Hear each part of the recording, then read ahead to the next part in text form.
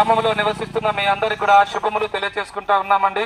ప్రియ సహోదరి సహోదరులారా, ఈ ఉదయకాల సమయమనే మేమందరం కూడా ప్రార్థనా పూర్వకంగా మీ గ్రామానికి యేసు ప్రభు వారి యొక్క మంచి శుభవర్తమానాన్ని మేము తీసుకుని వచ్చినాం. మీరందరూ ఎక్కడున్నా కూడా కొన్ని నిమిషాలు ఇక దేవుని మాటలని దేవుడిచ్చే దీవెన పొందాలని ప్రేమతో ఆహ్వానిస్తా ఉన్నాం.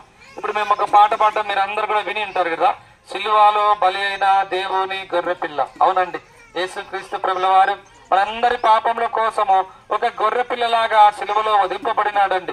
గొర్రె పిల్ల ఏ విధంగా మౌనంగా ఉంటుందో యేసు ప్రభుల వారు కూడా మనందరి కొరకు మౌనం వహించి ఆయన సిలువలో ఆయన మరణించి తిరిగి లేచినాడు. ప్రియ సోదరి సోదరుడు, ఎందుకు ఆయన సిలువలో మరణించాల్సి వచ్చింది అంటే, మానవులమైన మనం అందరం కూడా పాపాత్మలం అండి.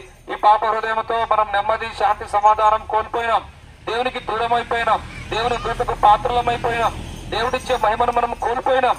అయితే ప్రేమ కలిగినటువంటి దేవుడు, నిన్ను సృష్టించిన సృష్టికర్త అయినటువంటి దేవుడు నిన్ను తిరిగి ఆయన నిన్ను పాపం నుంచి విడిపించాలని, నీ జీవితంలో నెమ్మది ఇవ్వాలని, కోల్పోయిన మహిమను నీకు తిరిగి ఇవ్వాలని, నీ జీవితంలో సంతోషం ఇవ్వాలని, నీకు శాంతిని ఇవ్వాలని, నీకు సమాధానం ఇవ్వాలని ఆయన ఈ లోకానికి రక్షకుడిగా దిగి వచ్చినాడు.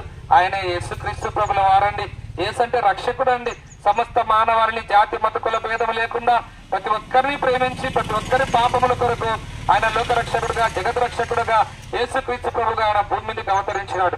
ఈ లోకంలో యేసుక్రీస్తు ప్రభుల వారు పవిత్రంగా జీవించినాడు, పాపం లేకుండా జీవించినాడు. నేను ఆ పాపముల కొరకు యేసు ప్రభు సిలువను ఎక్కినాడు. అమ్మాయ్యా, ఈ తలతో ఎన్ని చెడ్డ చెడ్డ ఆలోచనలు, పాపపు ఆలోచనలు చేసినామో కదా, మనకే తెలియదు కదా.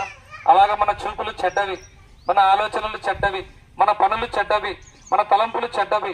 దేవుని వాక్యం చెలవిస్తా ఉంది, అరికాలు మొదలు నడినెత్తి వరకు మానవునంతా కూడా భయంకరమైనటువంటి పచ్చి పుండ్లు, గాయాలు. ఇలాంటి జీవితం అండి మనది. ఇలాంటి పాప జీవితాన్ని ప్రేమించి మనందరి కొరకు యేసు ప్రభు సిలువను ఎక్కినాడు. మనము చేసిన పాపములను బట్టి యేసు ప్రభు సిలువలో పలు బాధలు పొందినాడు. మన అతిక్రమ క్రియలను బట్టి గాయపరచబడినాడు, మన దోషులను బట్టి నల్లగొట్టబడినాడు. మన సమాధానార్థమైన శిక్ష యేసు ప్రభుల వారు ఆయన సిలువ మీద మోసినాడు. ఆ విధంగా యేసు ప్రభుల వారి సిలువలో మరణించి సమాధి చేయబడి 3వ దినాన తిరిగి లేచినాడు.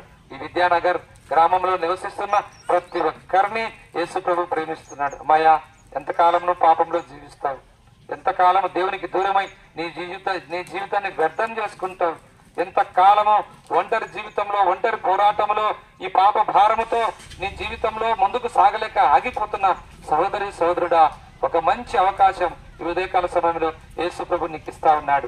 నువ్వెంత ఘోర పాపివైనా సరే యేసు ప్రభు చెంతకొచ్చి, యేసు ప్రభు నేను పాపిని, నన్ను క్షమించు, నీ రక్తంతో నా పాపం కడుగునక చిన్న ప్రార్థన ఇష్టపూర్వకంగా చేస్తే చాలు. యేసు రక్తం ప్రతి పాపం నుంచి నిన్ను కడిగి పవిత్రులుగా చేస్తుంది. నీ హృదయం శుద్ధి కాబడుతుంది. నీ హృదయంలో నెమ్మది, శాంతి, సమాధానం నువ్వు చూడగలవు. అమ్మాయ్యా, ఈ లోకంలో నీ పాప భారాన్ని అంతా కూడా యేసు ప్రభు తీసివేస్తాడు.